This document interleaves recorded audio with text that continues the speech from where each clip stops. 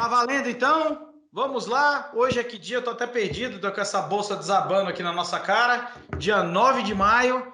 Estamos aqui no nosso 8º episódio e a gente vai falar da Rispar, crédito em reais com garantia cripto.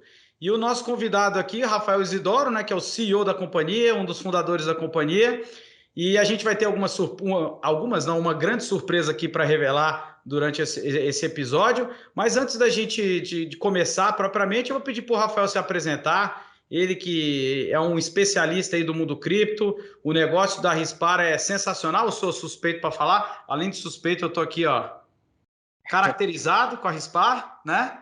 Então, vamos lá, Rafael, fica à vontade para se apresentar. Quem que é o Rafael aí no mercado financeiro, no mercado cripto? Por que você resolveu empreender, principalmente nessa parte de blockchain? Fica à vontade para se apresentar, Rafael. Legal, legal, Renato. Pô, primeiramente queria te agradecer pelo convite, né? E parabenizar aí pelo trabalho que você vem fazendo com o podcast. Pô, excelente conteúdo, venho acompanhando já há um tempo e só tenho a parabenizar ali o excelente conteúdo que vocês têm produzido, né? Valeu Ó, pelo convite. primeiro eu agradeço, mas não é o que a gente produz, são os convidados que são muito bons, viu? A gente aqui não tem mérito nenhum. Pô, agora eu tô até tremendo agora, porque Ó a só responsa, hein? da responsa aqui, hein? Não, e vamos deixar claro aqui que você é um convidado especial. Eu posso dizer que até hoje você é o único convidado que é menor que eu, hein? Olha, só é verdade, né, cara? É verdade. Pois é, eu vou colocar um tamanco na próxima vez aqui para ficar um pouco maior aí, ficar um pouco mais agradável. Beleza, Vambora. bora lá. Pô, sou o Rafael, né? Sou o CEO, fundador aqui da Rispar. Cara, meu background é em computação, basicamente quase toda a minha carreira foi envolvido ali com produtos financeiros, mas assim, sempre do lado de tecnologia, desenvolvimento de produtos, né?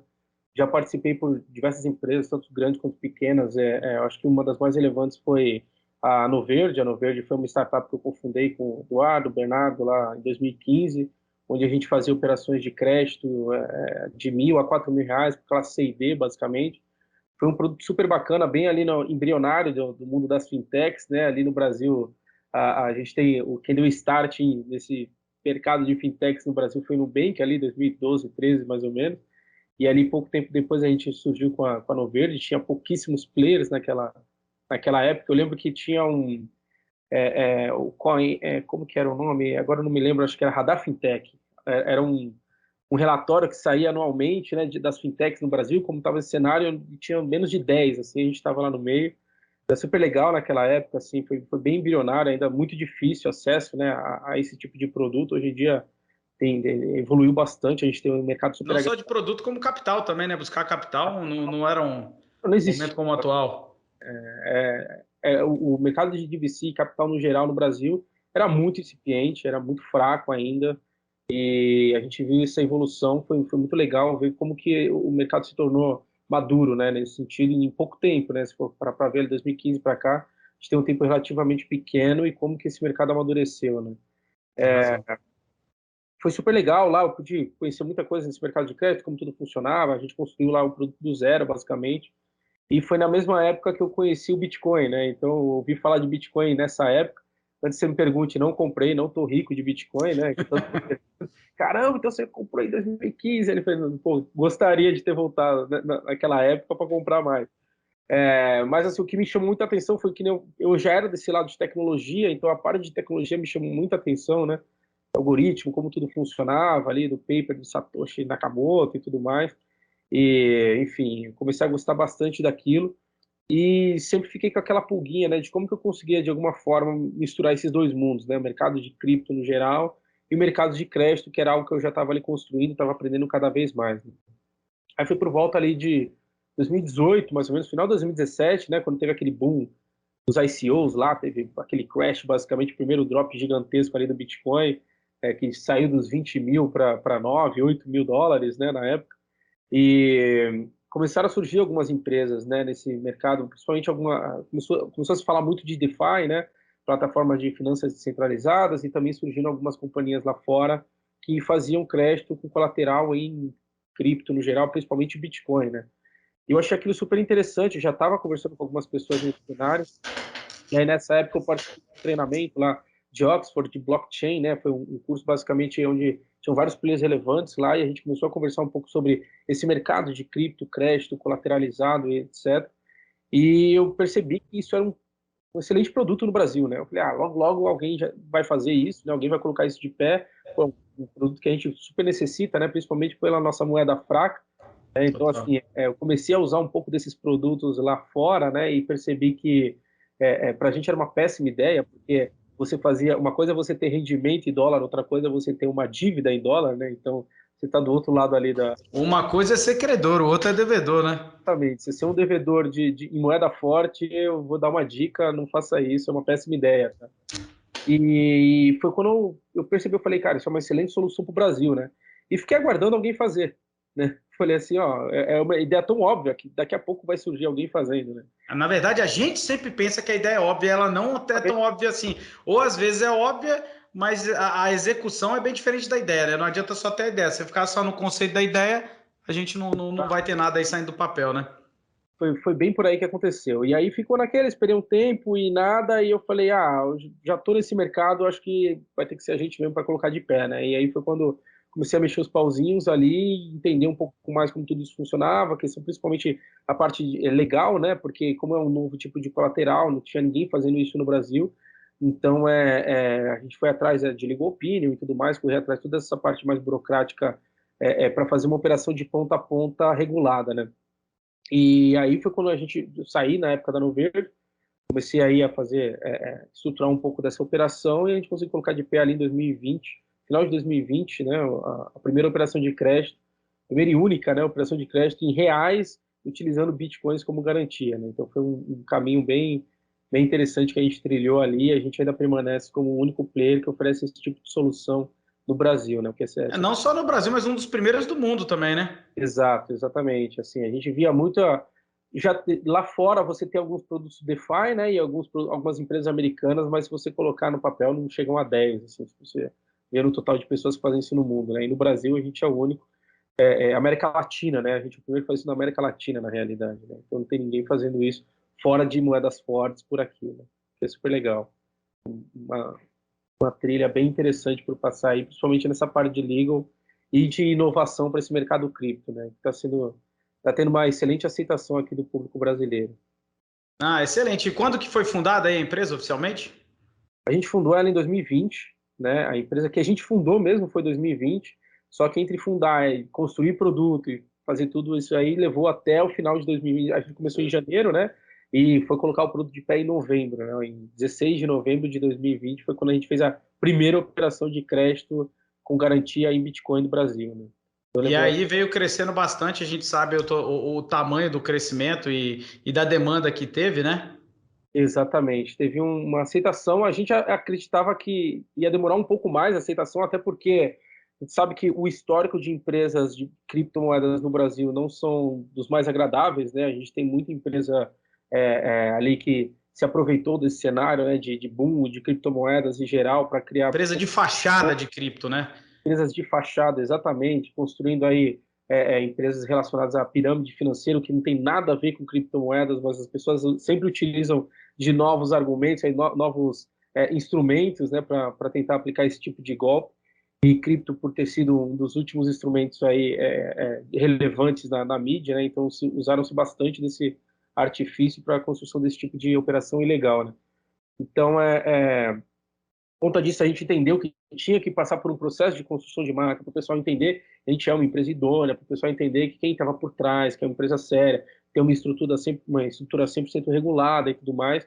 E foi mais rápido do que a gente imaginava essa construção, né? A gente acreditava que isso ia demorar um caminho aí, questão de 2 anos, e na realidade, já nos primeiros meses, a gente viu uma procura absurda assim, do nosso produto. E a gente entendeu que de fato era uma necessidade, era uma demanda latente desse tipo de oferta, né, aqui no Brasil. E foi super legal, super relevante ali para esse tipo de cenário, né? Dado que a gente pegou aí esse boom, foi logo ali início de pandemia, né? Então teve aquele boom de criptomoedas nesse início de pandemia. Foi no momento que a gente lançou o produto e acabou surfando um pouco dessa onda, né? Que teve cripto nesse cenário, né? Não, e até deixando claro aqui, vamos dar a novidade aqui em primeira mão para quem está ouvindo, né?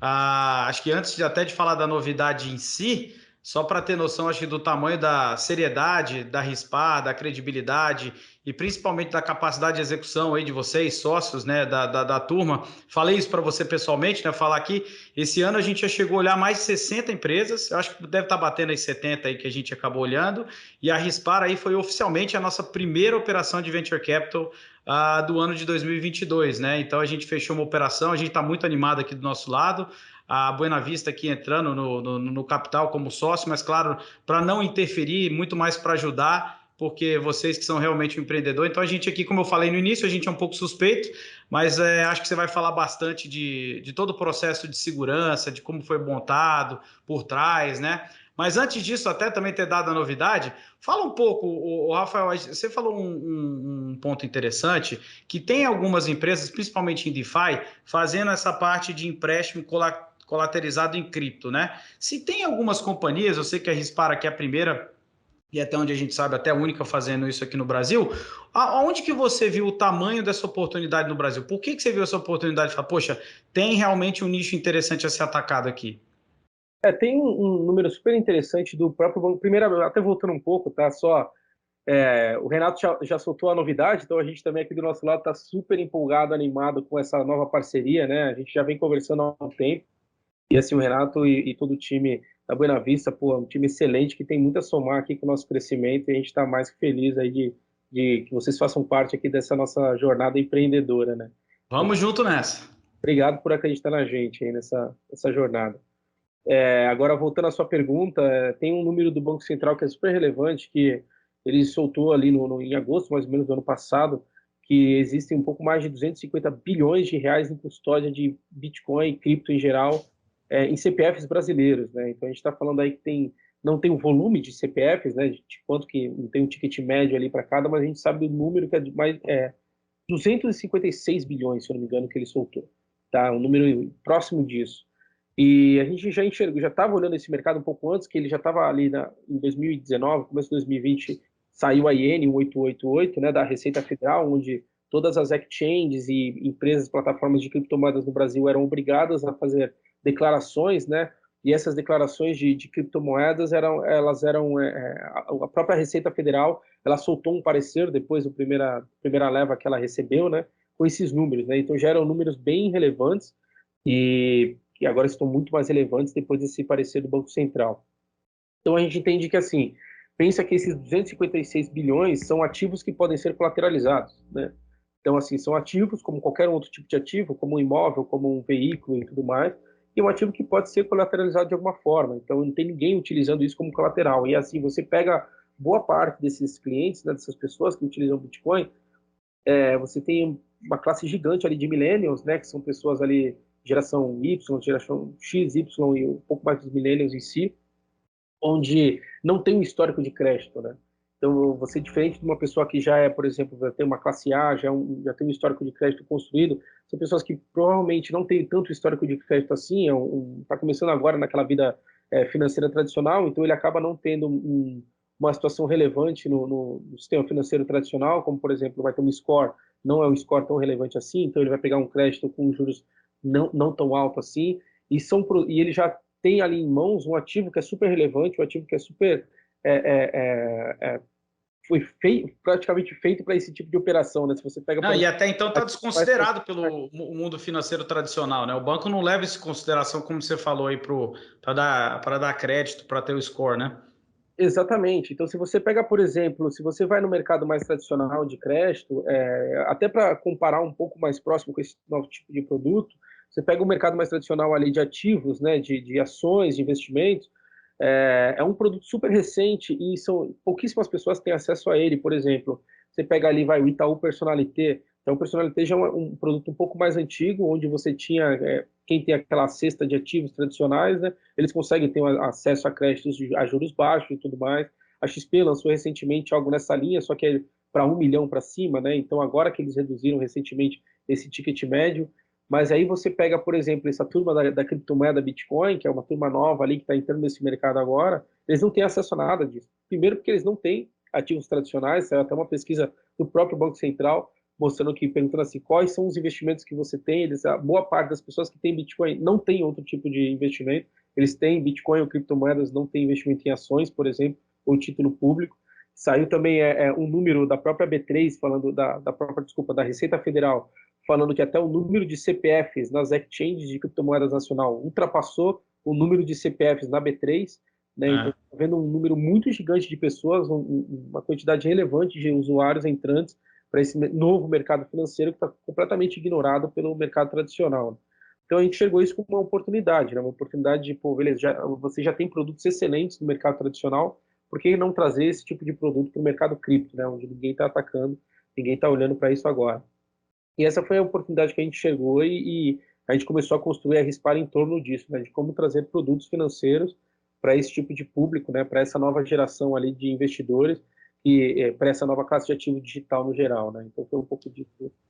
E deixa eu te fazer uma pergunta aqui interessante, né? A gente fala, você falou um ponto aí que é real, né? Tem mais CPF investindo em cripto do que em ações, né? Eu vi, pô, isso é legal pra caramba. Acho que tem dois pontos. Acho que a questão da geração mais nova, millennials e tudo mais, mas também tem um outro ponto que, infelizmente, é ruim o motivo que tem muito, né? Que é a questão especulativa, né? Eu conheço muita gente aí dizimada, operando alavancada, aí não precisa falar nada, né? O Bitcoin hoje, a gente está gravando $30 mil, tá agora, né? Então, assim, tava 36 mil, se eu não me engano, na sexta-feira. Então, assim, caindo forte. O pessoal tendo realmente um choque de realidade de como funciona o mercado. Então, assim, toda vez que a gente fala de cripto, o pessoal pensa muito na parte de investimento. Acho que explica por que, assim, qual é o conceito da pessoa pensar em cripto como uma garantia? Por que eu teria cripto e tomaria um empréstimo? Trabalha mais para a gente entender esse tema. Por que é importante isso? Hoje a criptomoeda, o Bitcoin principalmente, né, ele está se posicionando muito como um ativo de reserva de valor, né?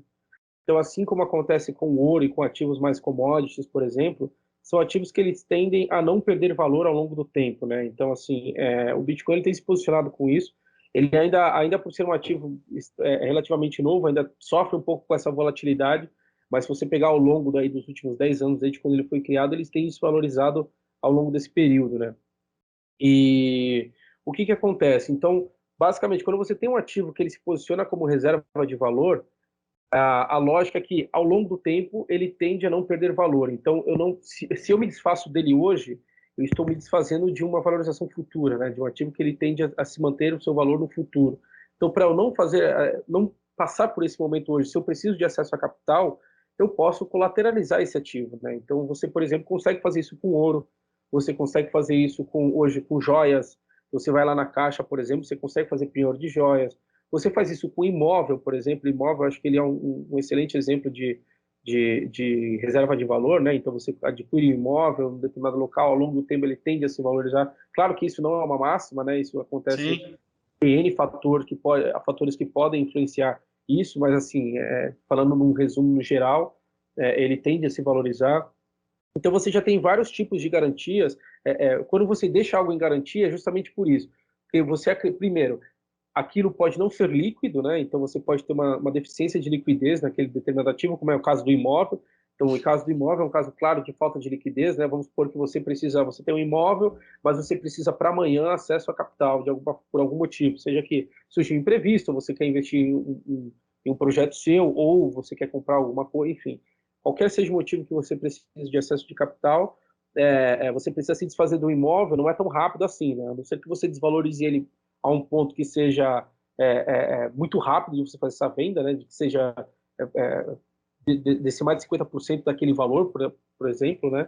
Mas, assim, o imóvel ele é considerado um ativo que não é líquido justamente por isso. Você quer começar a vender ele hoje, você vai vender ele daqui a 1 ano, 2 anos, 3, enfim. Fora a parte burocrática que você tem de cartórios e tudo mais envolvida nesse meio do caminho, pode levar mais um tempo até você conseguir efetivar essa operação. Mas, assim, voltando à pergunta, tudo que você tem que tem valor, tudo que para você tem valor e ele tende a se valorizar ao longo do tempo, ele pode ser passível de colateral, né? De você deixar isso como garantia. Uma obra de arte também é um exemplo disso. E o Bitcoin ele tem se posicionado com isso, né? O Bitcoin ele tem se mostrado bastante como um ativo de reserva de valor, e a gente enxergou isso, e por isso que a gente foi a primeira empresa aqui no Brasil a aceitá-lo como colateral, onde ninguém estava fazendo isso. Então, hoje, o usuário que, por exemplo, ele acredita que o Bitcoin tende a se valorizar lá na frente, mas ele precisa hoje de acesso a capital, antes da Rispar, ele vendia a cripto, né? Então, hoje mesmo, aí, qual que é o problema de vender? Vai depender do momento que ele venda. Se, por exemplo, ele comprou semana passada e precisou hoje de acesso a capital, ele perdeu dinheiro, porque hoje o Bitcoin caiu mais de quase 20% ali. Ou tem aquela outra, né? Pelo menos você deve ser do mesmo, que eu conheço muita gente que tem cripto e fala assim, putz, eu tô precisando fazer alguma coisa. Caramba, eu vou ter que vender minhas cripto no preço atual enquanto deveria estar comprando, né? Ou seja, acredita que é um ativo que tende a valorizar muito. Exatamente. Então você sempre vai ter os dois cenários, né? Então você pode estar no momento onde o Bitcoin ele se valorizou, né? E você vende esse Bitcoin, vende essa criptomoeda, por exemplo, e aí você vai ter um ganho de capital, né? Que isso incide imposto sobre ganho de capital em cima desse lucro. Ou você pode vender ele no prejuízo, né? Ou seja, você vende mais barato do que você comprou, que também não é um cenário ideal, está longe do seu ideal, o pior cenário nos casos. Então, assim, das duas formas, antes da Rispar, você não tinha outra alternativa. Você tinha que se desfazer desse seu ativo se você quisesse um acesso a capital, ou você se desfazia de outro ativo que você tivesse em mãos, né? Com a Rispar, você não precisa mais fazer isso. Você acredita que a cripto ela tende a valorizar, então você pode deixar essa cripto como colateral, e aí você tem acesso hoje a reais, né? Você pode usar esses reais para atender a sua demanda, né? Atender, sei lá, seu investimento no seu negócio, ou pagar uma dívida, enfim, trocar uma dívida mais cara por uma dívida mais barata, por exemplo.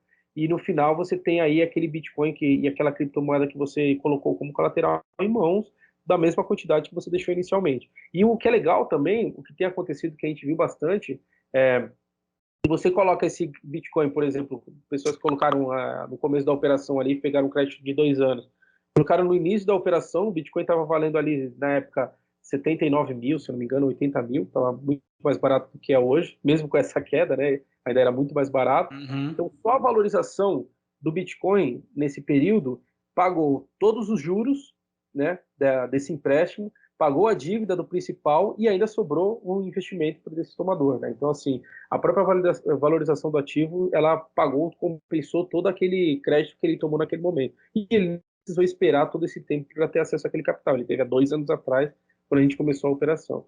Então, essa é uma vantagem do crédito colateralizado no geral e do crédito cripto.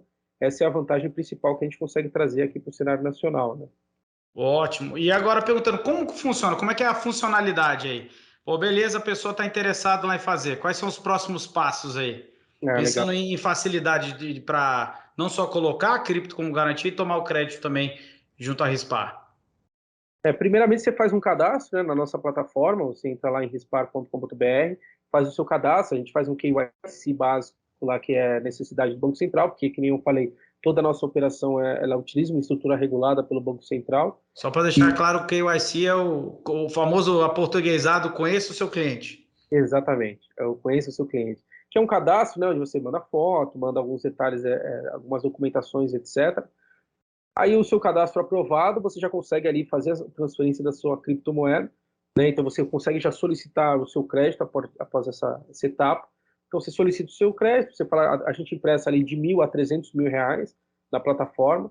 Então baseado ali no valor do Bitcoin, né, no momento que você está fazendo a solicitação, você vai ter que aportar mais ou menos Bitcoins, né? Dependendo da valorização daquele momento.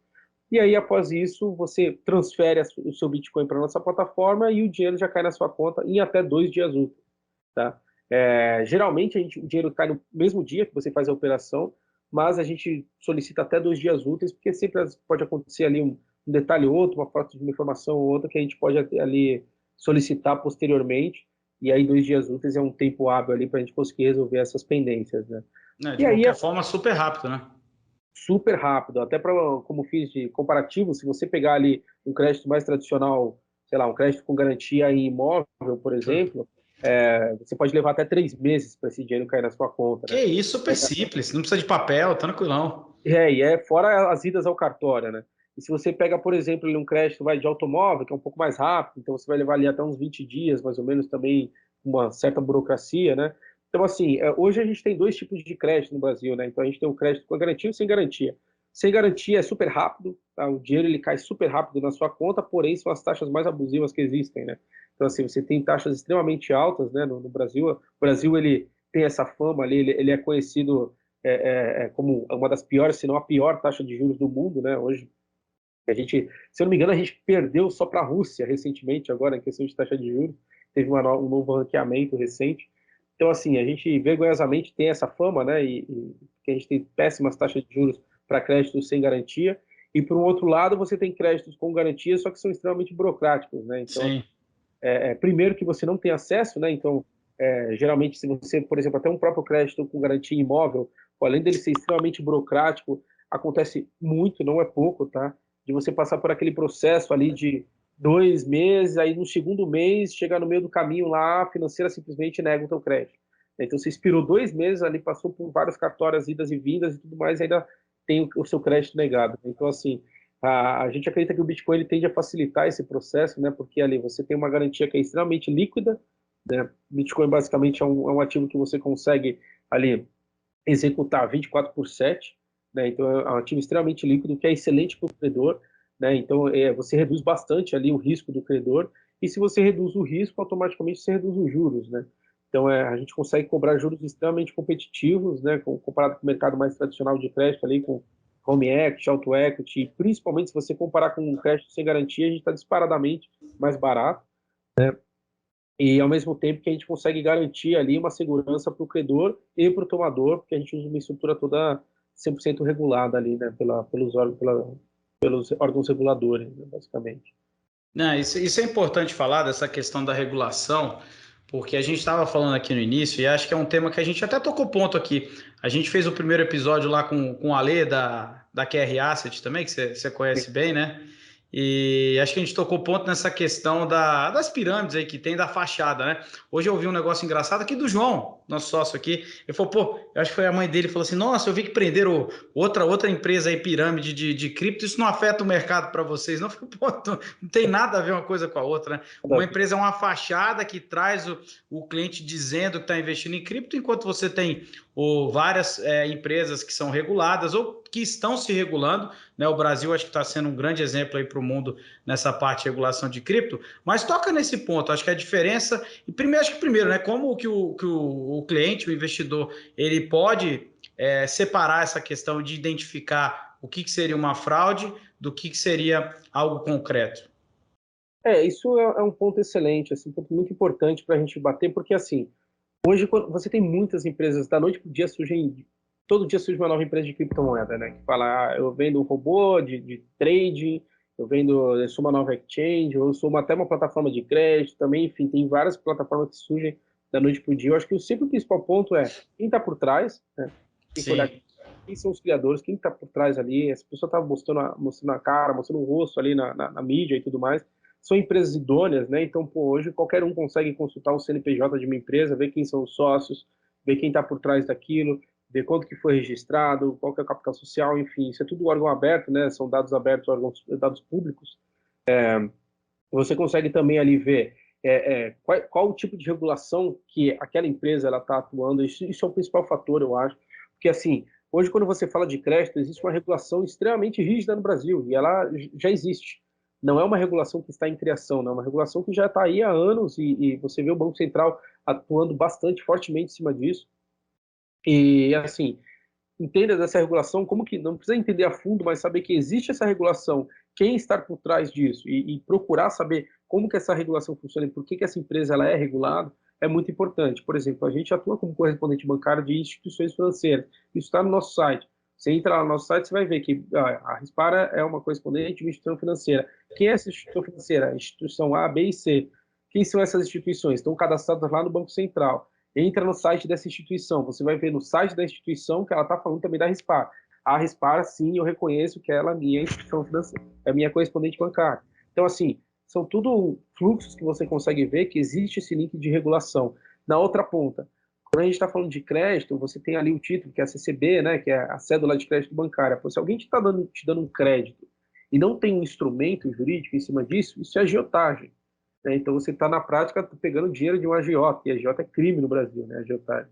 Então, assim, se você não pagar essa dívida, vai aparecer lá alguma pessoa muito estranha na sua porta no dia Não seguinte. vai ser uma cobrança muito amigável. Vai ser nada amigável essa cobrança. Tem que tomar muito cuidado com isso, né? E aí, então, o que acontece? Esse instrumento jurídico que a gente utiliza, ele é um instrumento que é um ativo financeiro tradicional, então ele pode ser comercializado no mercado tradicional, mercado de balcão e tudo mais, mercado secundário, etc.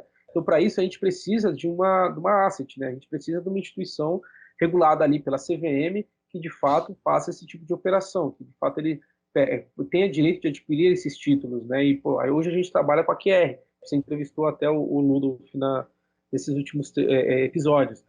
Então, assim, a QR Capital é uma instituição regulada também pela CVM, tem todo lá o instrumento. Você entra no site da QR Asset, por exemplo, que é Asset regulado, você vai ver eles falando da RISPAR. Então, assim, todos os links que a gente trabalha com instituições reguladas estão lá lastreados, de alguma forma, falando do nosso CNPJ, de quem a gente é, de como a gente existe. Então, é isso que você tem que buscar quando você está buscando a idoneidade de uma empresa.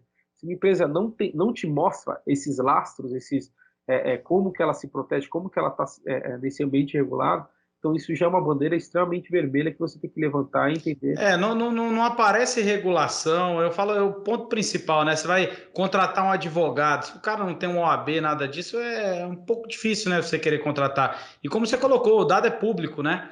E pensando um pouco assim, você falou bastante da parte da regulação, que eu acho fundamental, e é tão simples da pessoa consultar, a gente fala isso para todo mundo, né? Mas muitas vezes elas caem naquela promessa, não, é 3% ao dia. E aí tem outro ponto mais simples ainda, que é verificar, pô, para onde você está transferindo seu dinheiro. Pô, cripto, né? Quando a gente fala do mundo cripto, a gente fala de blockchain, você vai explicar muito melhor que eu esse ponto. Além de ser extremamente seguro, é extremamente transparente o processo, né? Exatamente. Esse é um ponto que eu acho que muitas dessas empresas elas estão atuando desse meio aí de utilizar blockchain, de querer falar que está utilizando, justamente pela novidade, né? Que as pessoas falam assim, não, transfira para cá, para minha carteira, por exemplo, e você nem sabe para onde isso está indo. Ele é 100% transparente. Eu acho que a principal vantagem da blockchain é essa, que todas as transações são 100% transparentes. Porém, você não sabe o que está na outra ponta.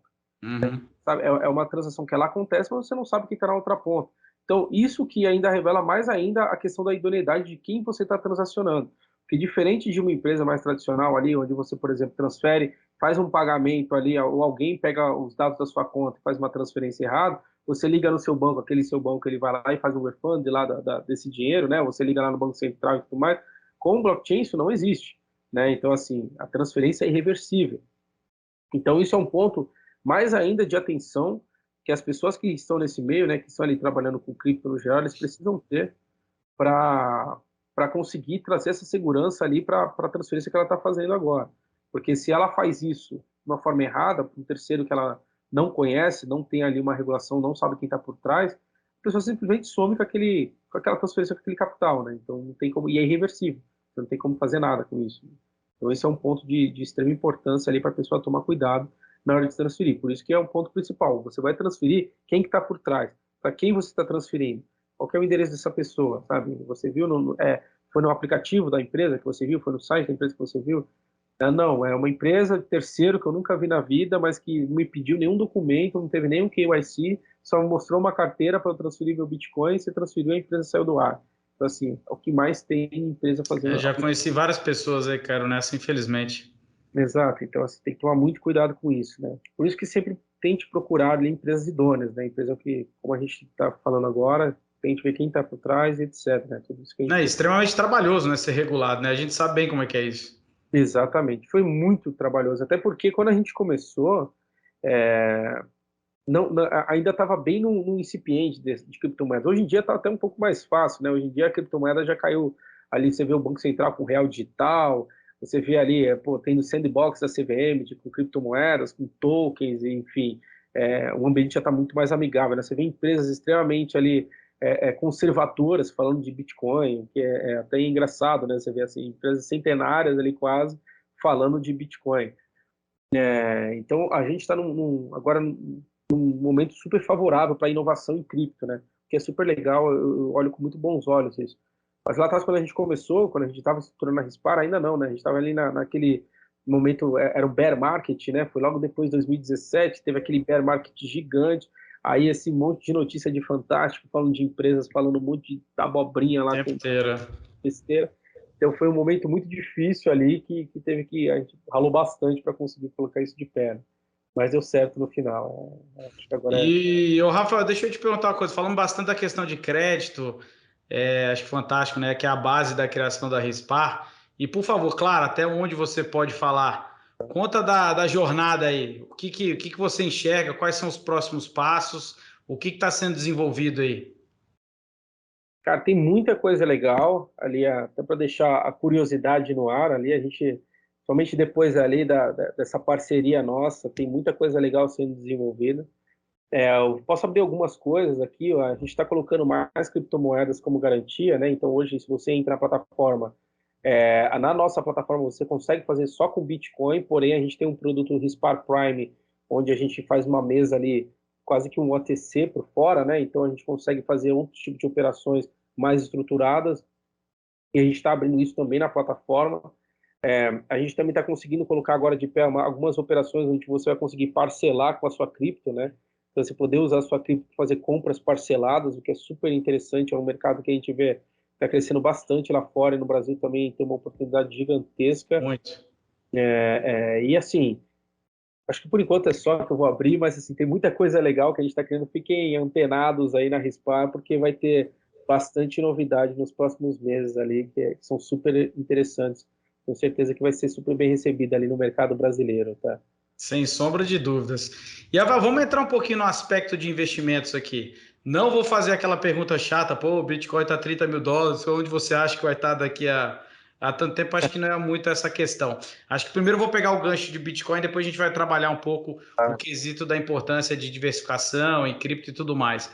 A pergunta acho que é muito mais fundamentada na questão do preço do que qualquer coisa. No seguinte ponto, por que que o Bitcoin ele está cada vez mais se tornando uma reserva de valor? A gente vê cada vez mais investidor institucional participando, né, do mercado de cripto, de Bitcoin propriamente. E também a gente está vendo novos produtos e novas funcionalidades sendo criadas, está aí a Rispar como exemplo. Mas na sua cabeça, acho que para passar para o investidor que pensa, putz, será que eu compro Bitcoin, será que eu não compro? Porque eu costumo brincar o seguinte, o mercado financeiro já é complexo, né? O cara não sabe mexer no home broker e fica desesperado em ver a ação caindo 5%. O mercado de cripto é um pouquinho mais ousado, né? Em termos de volatilidade, pela regulação que ainda está vindo, é um mercado muito novo.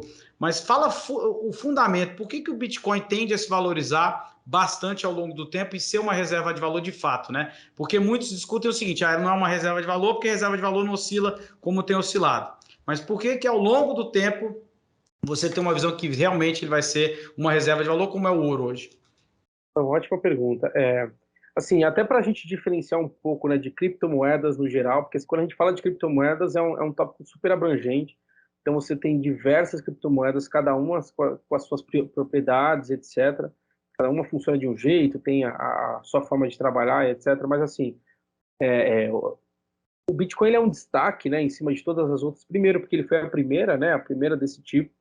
Segundo, pela sua forma de como que o algoritmo dele funciona, né? Eu acho que assim, o fundamento, isso daí até uma, quando a gente fala de fundamento do Bitcoin, cara, se a gente senta na mesa de um bar para discutir isso, cada um vai ter uma opinião, é uma briga gigante, sai tapa, ali, cada um fala de um jeito, mas assim, existe um certo consenso que um dos fundamentos, tá? Não o único, mas um dos fundamentos principais do Bitcoin é justamente a inovação que ele trouxe para a tecnologia como um todo, né? Então, basicamente, assim, tentando falar em mais high level, assim, a inovação que o Bitcoin trouxe, ele conseguiu digitalizar a escassez, né? Então, assim, ele criou via algoritmos, né? Via código ali de programação, ele foi a primeira tecnologia que conseguiu, de fato, criar de uma forma digital o conceito de escassez.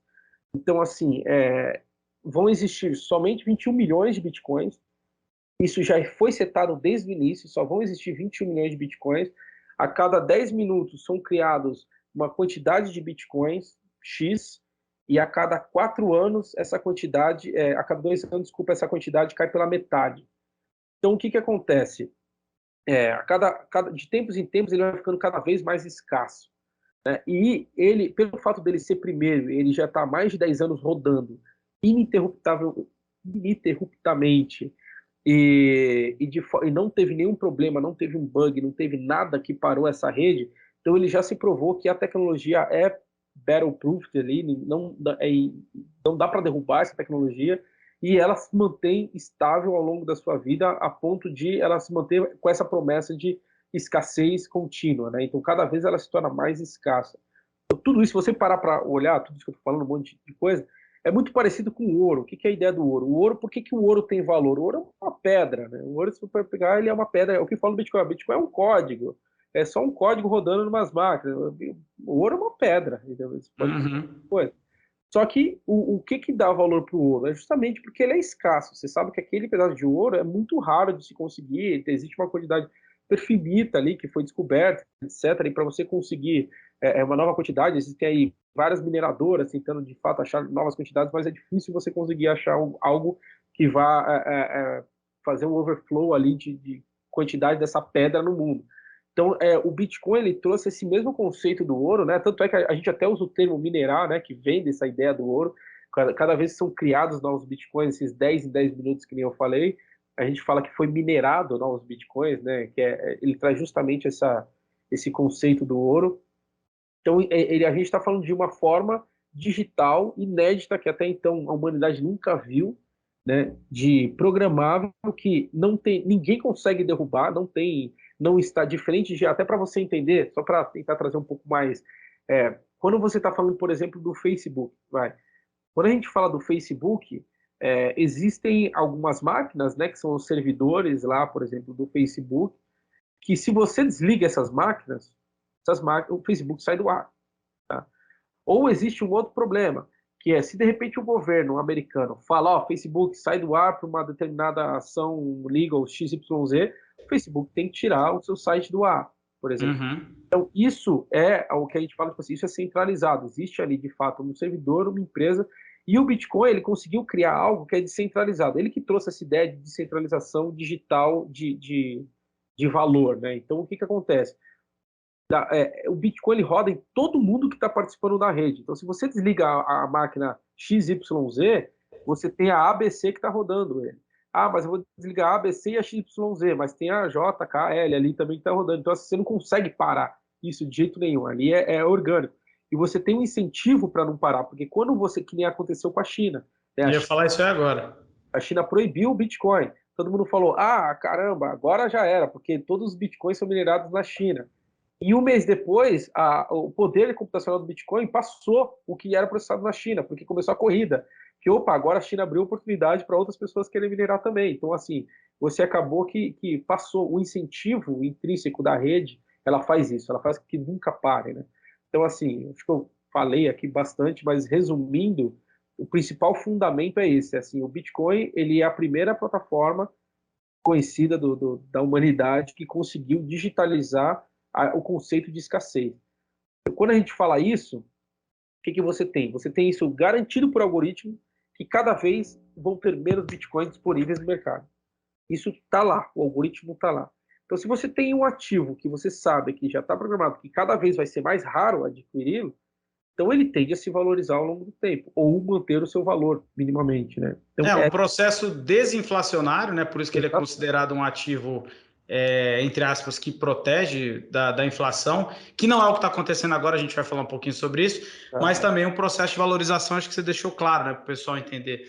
E até eu hoje, hoje não, né? Vários dias eu fico escutando umas besteiras aí no mercado, o pessoal, não, mas o Bitcoin era para estar performando positivamente agora, né? Porque você tem um processo inflacionário enquanto ele deveria estar protegendo, né? Só que tem um ponto fundamental que o pessoal não leva em consideração, que é o seguinte, como é um ativo, né, uma classe de ativos, vamos chamar a cripto em geral uma classe de ativo muito nova, né, muito incipiente ainda, é óbvio que ela vai se comportar como o mercado de risco em geral, porque ela é considerada uma categoria ainda de maior risco, consequentemente, ela tem tido uma performance muito similar ao mercado de tecnologia que vem apanhando bastante, né? A gente sabe muito aqui do nosso lado, vocês também devem ter vivenciado isso um pouco, né? O mercado de venture capital no geral, o pessoal deu uma pisada no freio. Eu sou um pouco contra isso, eu acho que esses são os momentos que, na verdade, a gente tem muito mais oportunidade, mas enfim, né? Acho que é por aí. E, Rafael, entrando, Bitcoin acho que foi claríssimo a questão de fundamento, e vamos para os derivados agora, né? O que surgiu após o Bitcoin. E eu acho que fica à vontade para falar das principais classes aí que tem dentro de cripto, DeFi, enfim, NFTs. É um mundo todo à parte sendo criado, transformando bastante indústrias. Por quê? E onde você vê, primeiro, quais são as classes que você mais gosta e onde você vê mais oportunidade aí? Como aplicação e para o investidor também. Legal. Então, aí depois dessa ideia, né, que o Bitcoin criou, né, então o Bitcoin ele conseguiu trazer isso para o mercado, essa ideia de escassez, né, de valor, etc., de forma digital. Então começaram a surgir variantes ali, né? Então você começou a entender que, por exemplo, o Bitcoin ele transfere valor, né? Então é um ativo monetário, de fato. Ele criou a ideia de um ativo monetário de valor que você consegue ali ter toda essa escassez programada. E começou-se a criar, conversava-se já antigamente, antes do Bitcoin até, já se falava de uma ideia de contratos inteligentes, né? Então, a ideia de contratos inteligentes é o conseguir ter, de alguma forma, contratos, como a gente tem atualmente, né?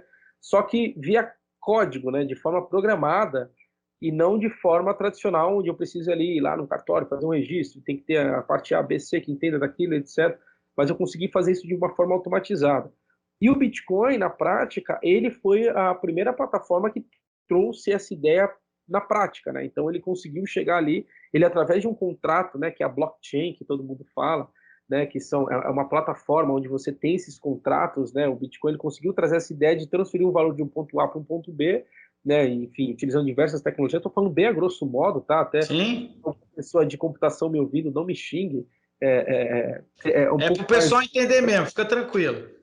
o buraco é mais fundo se você entra nessa parte de computação mesmo. Mas assim, a ideia é justamente essa. Só que o Bitcoin ele veio com esse propósito específico, que é assim, ó, valor A, B, então é isso que eu faço. E aí começou dentro até da própria rede do Bitcoin surgir algumas pessoas querendo não só fazer transferência de valor tradicional de monetário, né, mas fazer, por exemplo, códigos que tenham lógicas mais complexas, por exemplo, de seguro, por exemplo, códigos mais colocar códigos externos, até de apostas, por exemplo, enfim, vários tipos de várias ideias programáveis que poderiam ser feitas de alguma forma em contratos inteligentes, quiseram aplicar isso dentro da rede do Bitcoin.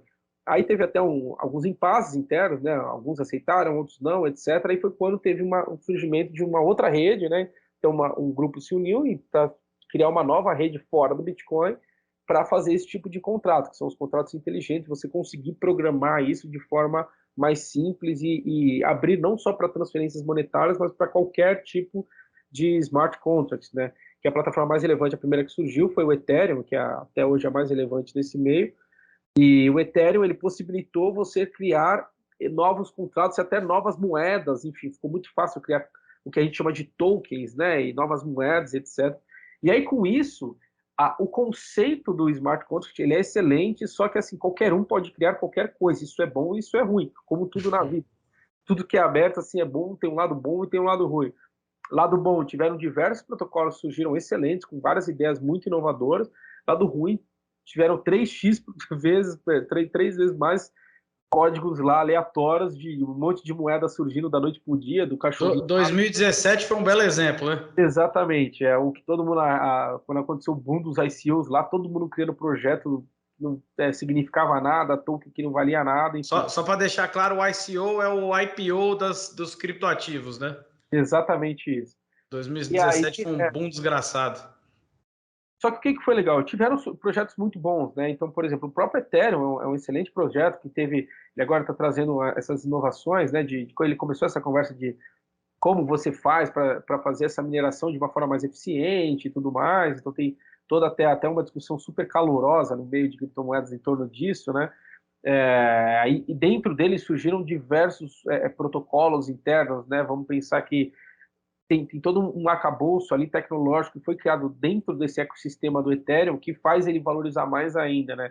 Então toda essa estrutura, quando a gente fala de finanças descentralizadas, né, que são os DeFi, de Decentralized Finance, isso foi todo um movimento que surgiu dentro da plataforma do Ethereum, que é justamente de tentar criar diversos produtos financeiros utilizando esse mesmo conceito de descentralização, né, onde você não tem ponta como no Bitcoin, onde você tem ali uma plataforma totalmente descentralizada.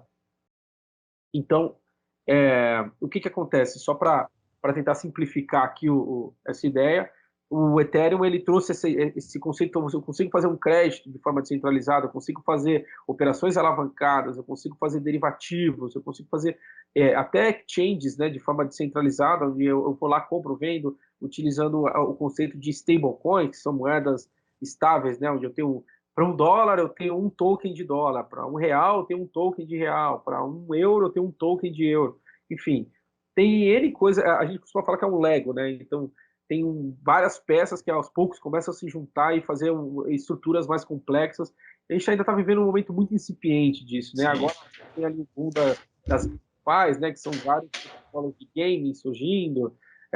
Você teve o que você já mencionou dos NFTs, né?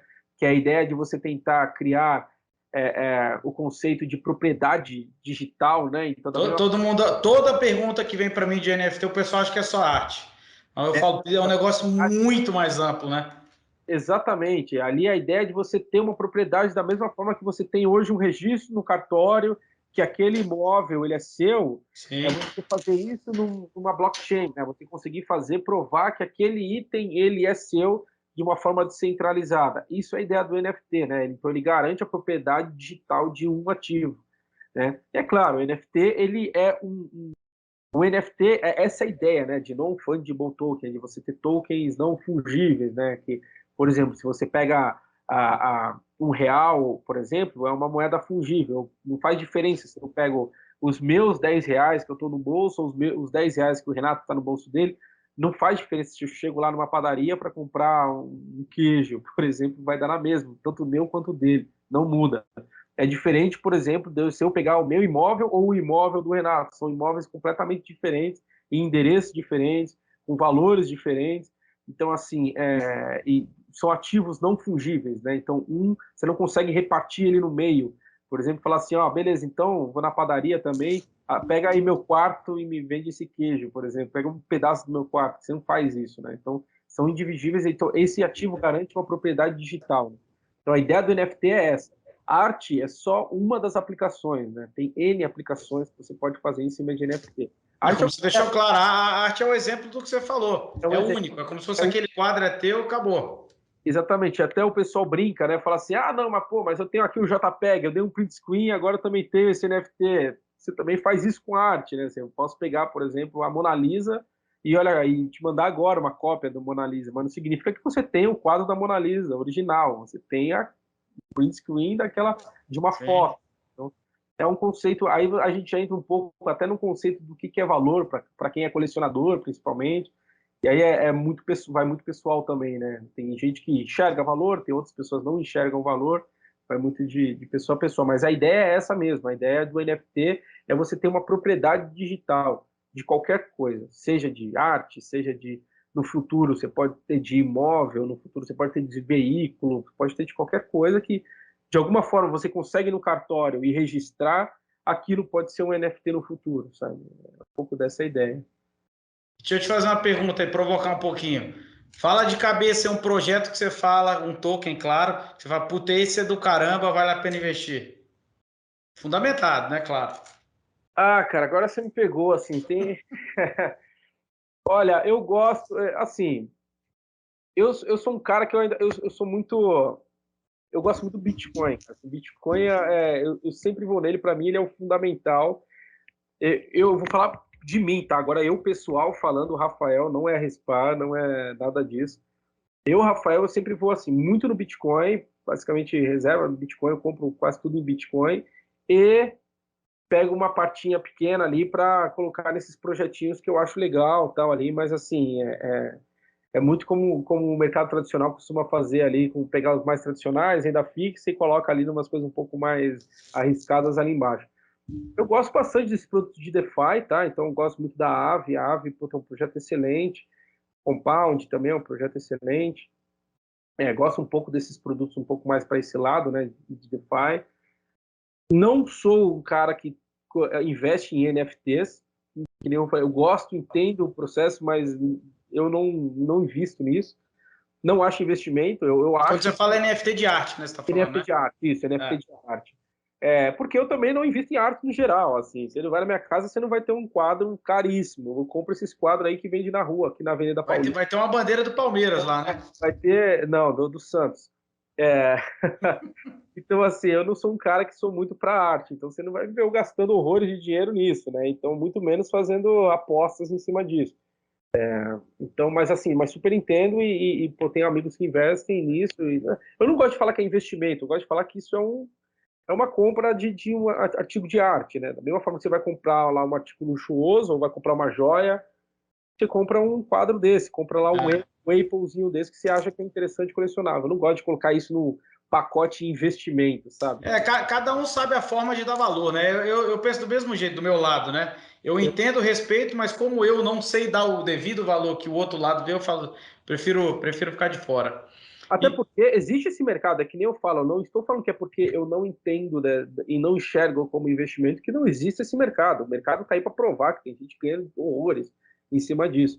Mas, por exemplo, até no mercado mais tradicional, você tem um mercado absurdo de investimento em obras de arte, né? Então, pessoas que vão lá para leilões e tudo mais, compram, vendem, revendem, dali a um tempo, tem um mercado gigantesco. E tem também as pessoas que só compram por admirar a arte mesmo, né? Que só vão lá, gostam da arte, querem comprar e colocar o quadro ali na sala, né? Por exemplo, da sua sala de estar. Então, existem esses dois meios, né? Eu acho que um não é mutuamente exclusivo, né? Então, não precisa ser mutuamente exclusivo. Mas, assim, é um mercado que eu acompanho, mas não estou dentro dele. Eu gosto muito desses projetos um pouco mais ali, que tragam inovações do mercado financeiro como um todo, como esses protocolos de DeFi mesmo, né? Então, eu gosto bastante. Eu acho que tem muita coisa para explorar ainda nesse mercado. É o mercado que eu mais olho, inclusive, para... dá um paralelo tangível, acho que para todo mundo é muito similar os anos 90 para 2000 aí, quando estava tendo uma consolidação das tecnologias, principalmente usando a internet, né, como a gente conhece.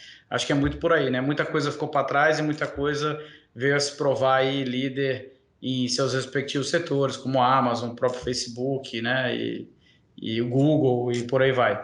Última pergunta para você, já que você falou de Bitcoin, que é interessante, é claro que ela vai dar uma análise besta, assim, besta não que a análise é besta, né, mas um paper que saiu muito interessante da ARK, a ARK Invest, vocês conhecem uma gestora famosa lá nos Estados Unidos, e a Cathie Wood, né, ela estava no céu, agora coitada tá no inferno, né, porque as tecnologias estão sendo, no geral, dizimadas, as ações, né, ela está caindo aí quase 60% do ano, mas ela soltou um paper muito bacana dizendo que vê, se eu não me engano, o Bitcoin chegando a $1 milhão de valor até 2030, se eu me lembro. Eu não me lembro bem o ano, posso estar errado, já peço desculpa, mas até 2030 talvez o Bitcoin chegando a $1 milhão.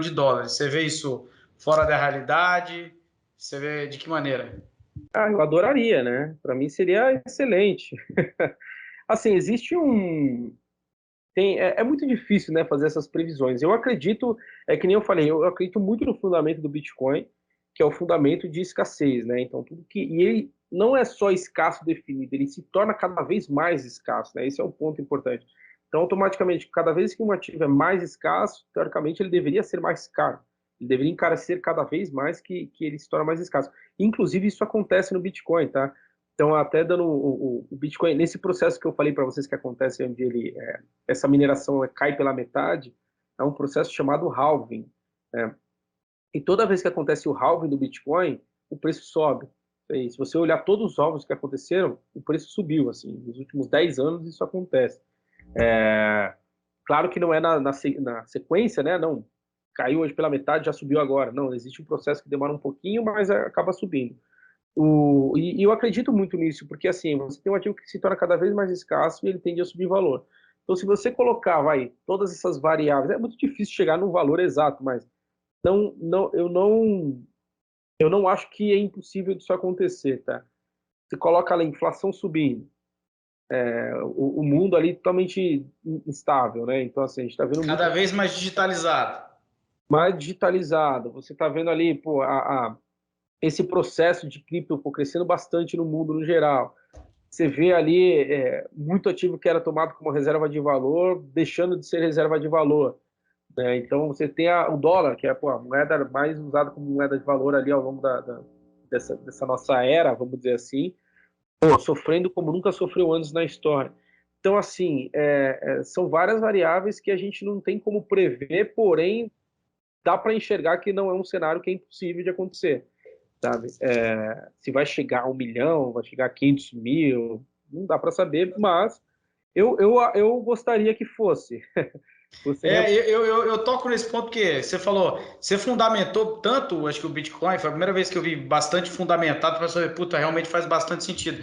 Eu brinco, eu concordo, sabe? É difícil, impossível prever, mas baseado em fundamento e tudo que vem acontecendo no mundo, é uma tendência que deve ser natural de acontecer. Mas como todo investimento fundamentado, leva tempo para gerar valor, né? Eu acho que é por aí. O pessoal acha que é do dia para a noite, mas assim como criação de uma empresa, você sabe bem, né? Exatamente, assim, até você mencionou anteriormente, assim, que o pessoal ele bate muito na tecla da volatilidade do Bitcoin, que o Bitcoin não está acompanhando, está caindo, reserva de valor e tudo mais. Porém, é como você mencionou, assim, é um ativo ainda que está sendo descoberto, né? Então, pô, o mercado institucional começou a fazer isso agora. A gente está falando que é um ativo que, em 2 anos para cá, que o mercado mais tradicional, que de fato começou a olhar um pouco disso. Eu acho que vale até a pena citar ali que, pô, que nem essa semana mesmo, quer dizer, no final de semana passada, o Goldman Sachs fez o primeiro investimento, o primeiro empréstimo com Bitcoin em garantia. Então, assim, a primeira operação de um banco centenário ali, americano, banco do pós do Goldman ali, fazendo esse tipo de operação. Então, assim, a primeira operação desse tipo em um banco grande. Então, você tem a Fidelity ali, que, pô, já tem Tô uns te anos. falando, eles estavam seguindo a Rispar no Twitter, cara. Por isso que eles falam, esse é o Eu também caminho acho. aqui. Eu também acho, viu? Também acho. Você vê a Fidelity, pô, tem nem o que falar da Fidelity, tipo, um dos maiores players aí do mundo, a Sim. BlackRock ali também começando a atacar ativos digitais.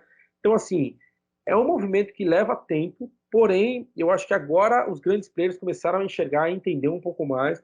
Eu acho que é um movimento super natural, isso acontece mesmo, você tem ali qualquer tecnologia, até a internet mesmo, se você pega lá atrás, você vê que demorou um tempo, né? A internet é de 80, comercial foi em 92 no Brasil, se eu não me engano, 89, eu não lembro Sim, exatamente a data. por aí também. Mas ali você vê surgir a Amazon, pô, o Google surgiu em 98, vai, 10 anos depois da E internet. falavam lá atrás quem é que vai comprar coisa na internet, né? Exato, e o Google surgiu em 98, mas na prática ele fez sucesso foi muito tempo depois, né? Sim. Foi em 98 que ele já, todo mundo usando, todo mundo já colocou no dicionário Google, né? A palavra Google. Não era assim, tanto é que ele tentou se vender e não conseguiu e tudo mais. Tanto que o primeiro buscador antes do Google que fez sucesso foi o Yahoo, não foi nem o Google, né? É a rua, exatamente. Você tinha a Amazon lá atrás, então assim, foram players que estavam lá atrás tateando esse novo mercado, né? Tateando a internet, onde todo mundo, o mercado tradicional nenhum estava olhando. Você vê que depois o mercado tradicional tentou correr atrás, né? E aí esses caras já eram gigantes, né? Já estavam muito. É.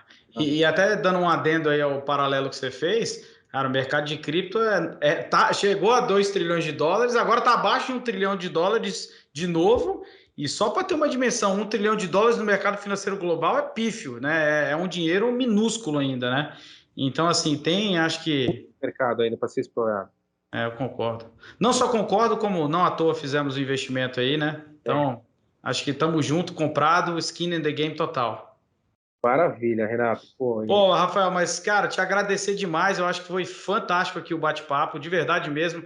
Eu acho que a gente tocou em pontos de cripto que foi extremamente didático para o pessoal entender, sabe? O que a gente escuta aqui bastante. Pô, cara, eu entendo lá, eu acho que faz sentido, mas eu não peguei muito a fundo como é que funciona. Na verdade, a pessoa não teve tanta segurança para tangibilizar, para ver o valor. Mas acho que, tirando isso, te agradecer, acho que pelo tempo, eu sei que é difícil, principalmente no dia a dia aí, com tanta coisa sendo feita aí dentro da Rispar. Obrigado mesmo pelo teu tempo e eu tenho certeza que a gente vai ter outros episódios juntos para divulgar novas etapas aí dentro da Rispar. pô, maravilha. Eu que agradeço, assim, para mim é uma honra fazer parte desse podcast aqui, de estar batendo esse papo com você, que nem eu te falei lá no início, acompanho, é só uma galera de peso, espero não ter aí, ter feito jus ali ao podcast, ao nível de pessoas que chegam aqui. Cara, portas abertas, quando você precisar, é só me chamar que eu estou disponível para você aí, a hora que você precisar, a gente bate esse papo, sim, com certeza, cara. Muito obrigado mesmo pela oportunidade aí de poder explicar um pouco mais o que a gente está fazendo aqui na Respar. Pô, valeu, sucesso e vamos crescer cada vez mais. Obrigado aí, viu, pessoal? Só um detalhe rapidinho, posso fazer? Opa, manda! Se quiser acessar lá, então é rispar.com.br, tá? Para acessar lá o nosso Importantíssimo. site. A gente também está nas redes sociais, tá? Então, Twitter, Rispar Crédito, e no Instagram, Rispar Crédito também. Segue a gente lá, coloca suas dúvidas lá, fiquem à vontade para procurar a gente, que a gente está super ali ansioso para bater um papo com todos vocês. Com certeza, e vamos divulgar aqui geral aqui depois desse episódio, que tenho certeza vai fazer bastante sucesso. Show de bola. Valeu, Renatão. Obrigado, hein? Valeu, pessoal, obrigado, um abração e ótima semana aí para todo mundo. Um abraço. Valeu!